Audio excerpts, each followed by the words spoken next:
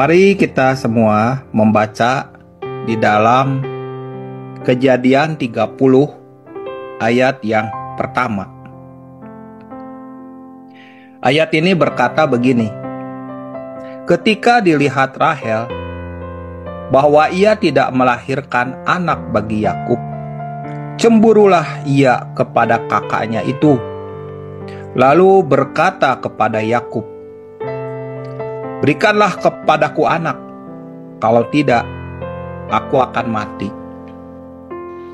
Ini cerita tentang kehidupan para wanita di zaman itu.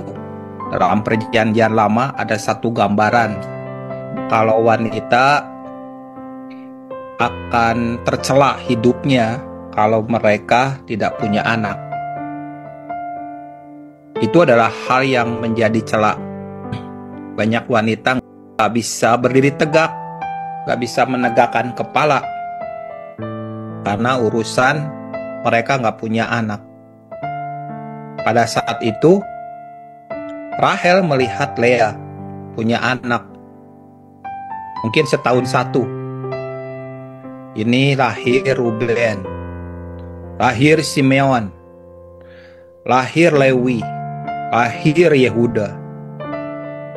Di kemahnya Lea terdengar keributan anak-anak yang bertengkar, rebutan mainan lah, menangis lah, merengek lah, dan itu keramaian yang menyukakan.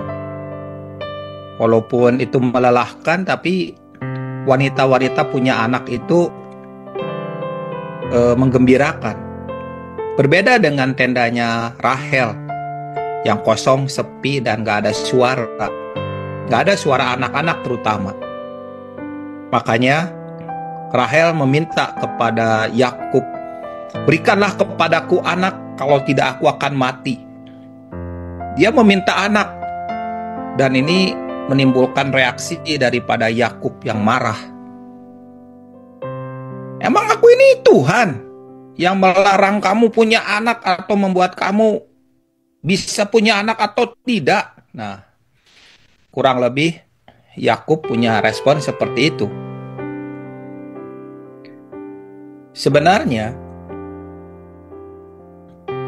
ketika Rahel berkata, "Berikanlah kepadaku anak, kalau tidak aku mati," ini adalah sebuah jeritan hati Rahel. Jeritan yang berisi rintihan yang tak terperi. Dengan suara bergetar, "Berikanlah aku anak, kalau tidak aku mati."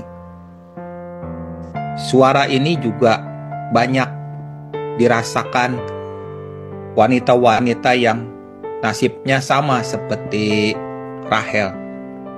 Mereka juga berkata, "Berikanlah aku anak, kalau tidak aku mati." Cuma masalahnya, anak yang dilahirkan oleh Rahel adalah anak dalam persaingan. Dia memberikan Bilha kepada Yakub. "Nih hambaku," yang namanya Bilha, "ambil dia. Biarkanlah aku punya anak dari dia." Kurang lebih Rahel berkata seperti itu. Lalu Yakub mau gak mau, dan dari Bilha lahirlah anak namanya Dan. Lalu dari Bilha yang kedua juga lahir anak yang kedua, diberi nama Gad. Melihat hal itu, Lea, "Emang aku gak bisa memberikan budak perempuan kepada suami? Silva, maju, masuklah ke tenda suamiku." Dari Silva lahir juga dua anak. Anak-anak yang lahir dalam persaingan.